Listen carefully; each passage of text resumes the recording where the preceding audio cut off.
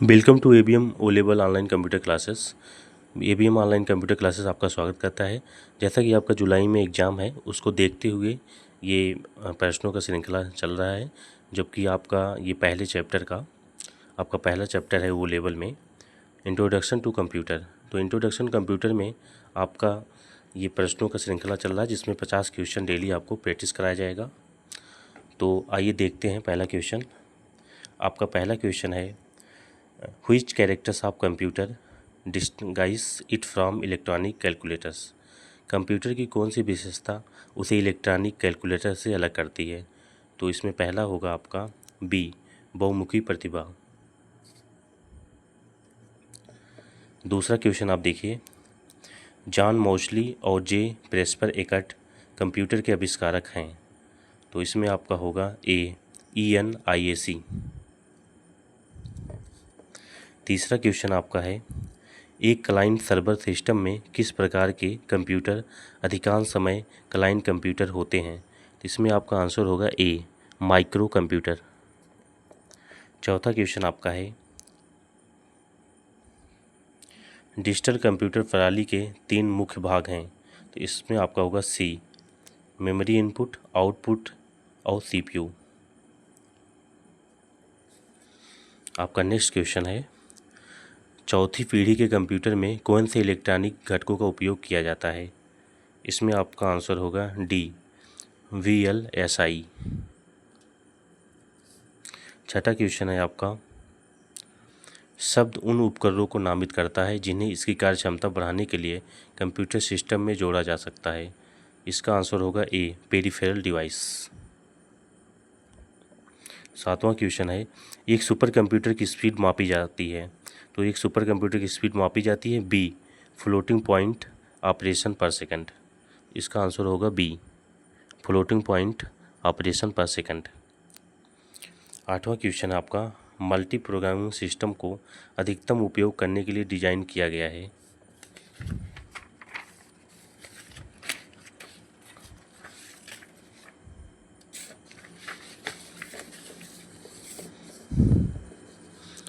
आपका आठवें का आंसर होगा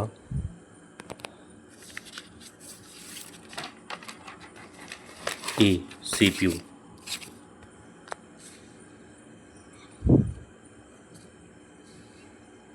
नवा क्वेश्चन है, कंप्यूटर सिस्टम की कौन सी यूनिट प्रोग्राम के निर्देशों की व्याख्या करता है और कंट्रोल ऑपरेशन शुरू करता है? या कौन सी यूनिट डेटा और सूचना को प्रवाह और मैनिपुलेशन को कंट्रोल करता है? निम्न में से कौन सा यूनिट एक कंप्यूटर के सेंट्रल प्रोसेसर के भीतर इवेंटों के सीक्वेंसों को समन्वय करता है? तो आपका 9वें का आंसर होगा सी, कंट्रोल यूनिट। आपका 10वां क्वेश्चन है, CPU सेकेंडरी स्टोरेज से जानकारी पढ़ता है। तो इसका आंसर होगा बी, सबसे पहले जानकारी को मेन मेमोरी में स्थानांतरित किया जाता है और वहाँ से CPU को पढ़ता है। आपका 11 क्वेश्चन है, CPU में कंट्रोल यूनिट का कार्य क्या होता है? तो 11 नंबर में आपका आंसर होगा डी, प्रोग्राम निर्देश को डिकोड करना। इसका आंसर होगा 11 नंबर का, प्रोग्राम निर्देश को डिकोड करना। 12वां नंबर क्वेश्चन है, प्रिंटर जिसका आउटपुट लाइट बीम या स्याही के कणों द्वारा प्रिंट किया जाता है। तो 12 का आंसर होगा बी, लेजर प्रिंटर के द्वारा। 13 नंबर, कंप्यूटर का CPU निम्नलिखित कंपोनेंट से मिलकर बना होता है। तो 13 नंबर का आंसर होगा A, control unit and ALU। 14 number question है, लेजर प्रिंटर उपयोग करता है। तो लेजर प्रिंटर उपयोग करता है photo sensitive drum, photo sensitive drum. 15 number question है, प्रिंटर लेजर बीम और इलेक्ट्रोफोटोग्राफिक तकनीकों दोनों के संयोजन का उपयोग करता है। तो ये होगा laser printer, B. 16 number, system खराब होने की स्थिति में फाइलों की एक कॉपी बनाने के लिए आप बैकअप बनाते हैं। तो क्या करते हैं? बैकअप। तो बी आंसर होगा इसका।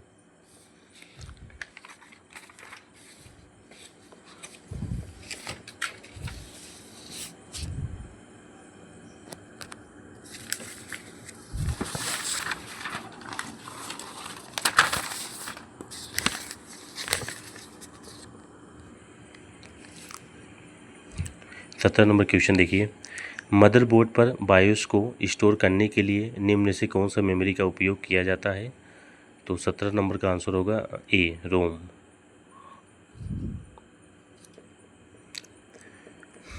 एक हार्ड डिस्क ड्राइव को संग्रह माना जाता है, तो 18 का आंसर होगा बी। एक हार्ड डिस्क ड्राइव को नॉन वोलेटाइल संग्रह माना जाता है। 19 नंबर क्वेश्चन है, एक प्रोग्राम है जो मेमोनिक स्टेटमेंट को एक्जीक्यूटेबल इंस्ट्रक्शन में ट्रांसलेट करता है, तो 19 का आंसर होगा ए, असेंबलर।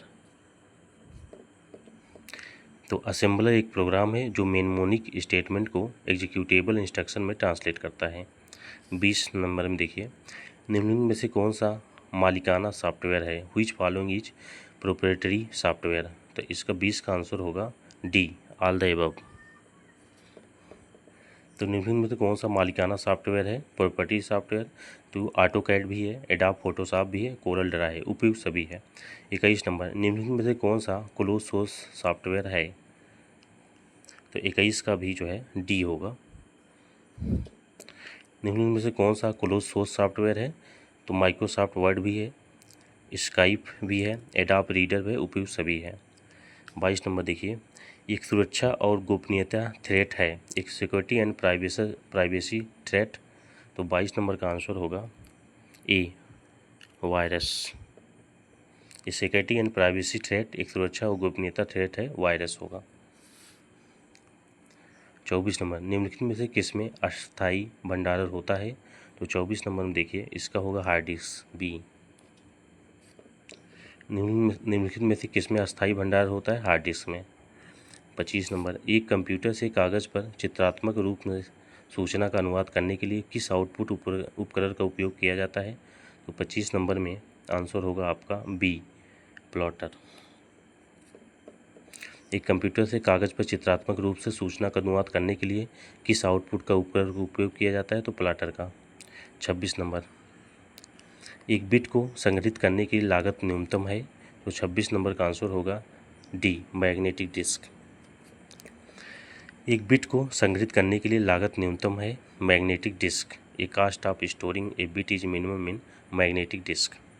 27 नंबर देखिए, मेमोरी में बिट्स का समूह जो किसी प्रकार की जानकारी या डेटा को प्रतिनिधित्व करने के लिए उपयोग किया जाता है, किसके रूप में? तो 27 नंबर का आंसर होगा बी, मेमोरी कार्ड। तो मेमोरी में बिट्स का समूह जो किसी प्रकार की जानकारी या डेटा को प्रतिनिधित्व करने के लिए उपयोग किया जाता है, मेमोरी कार्ड के रूप में उसे हम लोग जानते हैं। 26 नंबर, कंप्यूटर रोम रीड ओनली मेमोरी में सूचना किसके द्वारा स्टोर किया जाता है? तो 28 नंबर, इसका होगा सी, मैन्युफैक्चरर। कंप्यूटर रोम रीड ओनली मेमोरी में सूचना किसके द्वारा स्टोर किया जाता है? सी नंबर, मैन्युफैक्चरर के द्वारा। 29 नंबर देखिए, कीबोर्ड और माउस के माध्यम से कंप्यूटर में दर्ज किया गया डेटा एक उदाहरण है, तो 29 का होगा D number, direct input. Answer question है इसका, कीबोर्ड और माउस के माध्यम से कंप्यूटर में दर्ज किया गया डेटा एक उदाहरण है किसका? डायरेक्ट इनपुट का, डायरेक्ट इनपुट का। 30 नंबर देखिए, निम्नलिखित में से कौन सा वोलेटाइल है? तो 30 नंबर का आंसर होगा रैम। 30 नंबर का आंसर होगा रैम। निम्नलिखित में से कौन सा वोलेटाइल है? तो इसका आंसर होगा रैम। 31 नंबर देखिए, निम्नलिखित में से किसे सेकेंडरी स्टोरेज के रूप में नहीं माना जाता है? तो 31 का आंसर होगा रैम। निम्नलिखित में से किसे सेकेंडरी स्टोरेज के एक रूप नहीं माना जाता है? तो वो होगा रैम। 32 नंबर देखिए, निम्नलिखित में से कौन सा एक आउटपुट डिवाइस नहीं है? तो आउटपुट डिवाइस नहीं है, तो 32 का आंसर होगा सी, MICR। निम्नलिखित में से कौन सा एक आउटपुट डिवाइस नहीं है? तो MICR। प्लॉटर आउटपुट डिवाइस है, स्पीच सिंथेसाइजर आउटपुट डिवाइस है, स्मार्ट और इंटेलिजेंट टर्मिनल ये सब आउटपुट डिवाइस है। MICR जो होता है इनपुट डिवाइस है। 33 नंबर, कंप्यूटर मेमोरी को के रूप में मापा जाता है, तो 33 का आंसर होगा ए। 33 का आंसर है ए, बाइट्स। कंप्यूटर मेमोरी को बाइट्स के रूप में मापा जाता है। कंप्यूटर मेमोरी को बाइट्स के रूप में मापा जाता है। 34 नंबर में फिल्ड डेटा के बेसिक एलिमेंट हैं, तो 34 का आंसर होगा बी, फाइल। तो 34 में कह रहा है फाइल में फिल्ड डेटा बेसिक एलिमेंट है। फाइल में फिल्ड डेटा बेसिक एलिमेंट है। 35 नंबर वर्चुअल मेमोरी है। वर्चुअल मेमोरी क्या होता है, आइए देखते हैं। तो 35 का जो आंसर होगा वो होगा बी, वर्चुअल मेमोरी है। वर्चुअल मेमोरी जो है मेन मेमोरी के आकार से अधिक आकार के प्रोग्राम को चलाने की अनुमति देने की तकनीक है। वर्चुअल मेमोरी क्या करता है, मेन मेमोरी के आकार से अधिक आकार के प्रोग्राम को चलाने की अनुमति देने की तकनीक है। अब आइए हम लोग देखते हैं आगे 36 नंबर क्वेश्चन।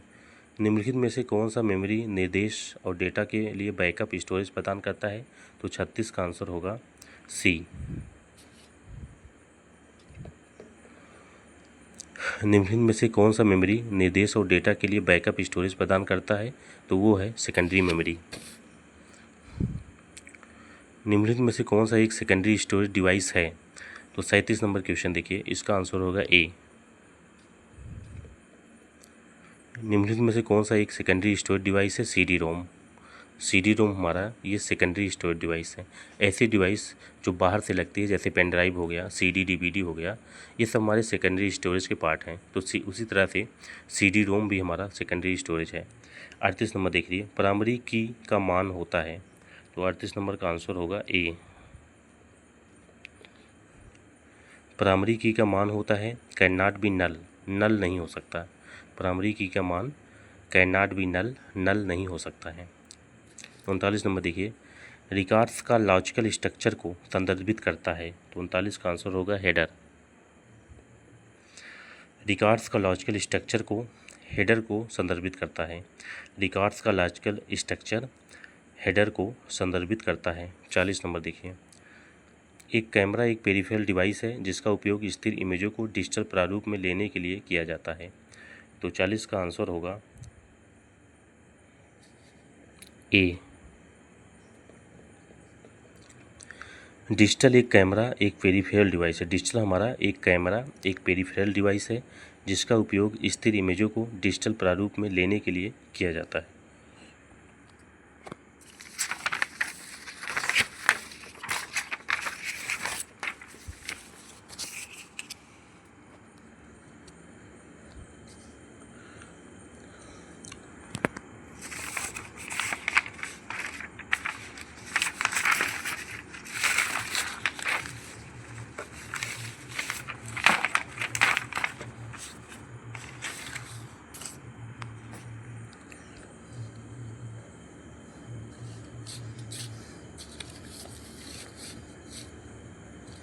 इकतालीस नंबर देखिए, एक डॉक्यूमेंट में और जिस क्रम में इसे प्रस्तुत किया जाता है उसे डॉक्यूमेंट का लॉजिकल स्ट्रक्चर कहा जाता है, तो 41 का जो आंसर होगा ए। एक डॉक्यूमेंट में इंफॉर्मेशन और जिस क्रम में इसे प्रस्तुत किया जाता है उसे डॉक्यूमेंट का लॉजिकल स्ट्रक्चर कहा जाता है। एक डॉक्यूमेंट में इंफॉर्मेशन और जिस क्रम में इसे प्रस्तुत किया जाता है उसे डॉक्यूमेंट का लॉजिकल स्ट्रक्चर कहा जाता है। 42 नंबर, निम्नलिखित में से कौन सा बूट लोडर विंडोज़ द्वारा उपयोग किया जाता है, तो 42 नंबर का आंसर होगा ए, NTLDR। निम्नलिखित में से कौन सा बूट लोडर विंडोज़ द्वारा उपयोग किया जाता है, NTLDR। निम्नलिखित में से कौन सा बूट लोडर विंडोज़ द्वारा उपयोग किया जाता है, वो क्या होता है, NTLDR। विशिष्ट प्रयोजन के लिए विकसित एप्लीकेशन है, 43 नंबर। 43 नंबर का आंसर होगा ए। विशिष्ट प्रयोजन के लिए विकसित एप्लीकेशन है, application software, developed application for specific purpose, तो ये हमारा होगा एप्लीकेशन सॉफ्टवेयर। विशिष्ट प्रयोजन के लिए विकसित एप्लीकेशन है एप्लीकेशन सॉफ्टवेयर। 44 नंबर देखिए, 44 नंबर, एक सिस्टम जो इन्वायरमेंट में परिवर्तन के प्रति प्रतिक्रिया करता है तदनुसार अपने संचालन को संशोधित करता है जिसे कहा जाता है, तो 44 नंबर में आंसर होगा सी। सी हमारा एन एडाप्टिव सिस्टम, एक सिस्टम जो इन्वायरमेंट में परिवर्तन के प्रति प्रतिक्रिया करता है और तदनुसार अपने संचालन को संशोधित करता है जिसे कहा जाता है एन एडाप्टिव सिस्टम। इसे कहा जाता है एन एडाप्टिव सिस्टम। 45 नंबर देखिए, सिस्टम का पावर बंद होने पर निम्नलिखित में से कौन अपने द्वारा संग्रहित जाने वाली जानकारी को बरकरार रखता है? तो इसका आंसर होगा 45 नंबर।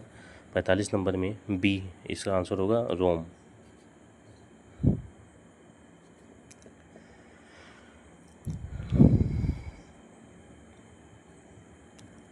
45 नंबर देखिए, एक सिस्टम जो इन्वायरमेंट में परिवर्तन के प्रति प्रतिक्रिया करता है तदनुसार अपने संचालन को संशोधित करता है, जिसे कहा जाता है an adaptive system. An adaptive system.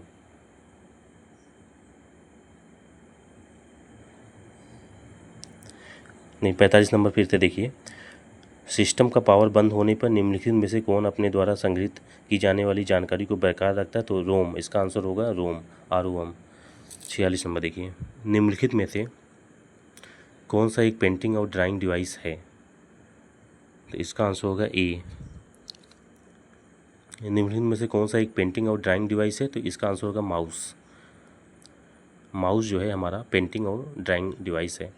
47 number, compiler और डिवाइस ड्राइवर एक उदाहरण है। तो 47 नंबर का आंसर होगा बी। देखिए, सिस्टम सॉफ्टवेयर कंपाइलर और डिवाइस ड्राइवर का एक उदाहरण है। सिस्टम सॉफ्टवेयर हमारा कंपाइलर और डिवाइस ड्राइवर के एक उदाहरण है। या संचार सॉफ्टवेयर ऑपरेटिंग सिस्टम इसके उदाहरण है। सिस्टम सॉफ्टवेयर के संचार सॉफ्टवेयर और ऑपरेटिंग सिस्टम जो है ये सिस्टम सॉफ्टवेयर के उदाहरण हैं।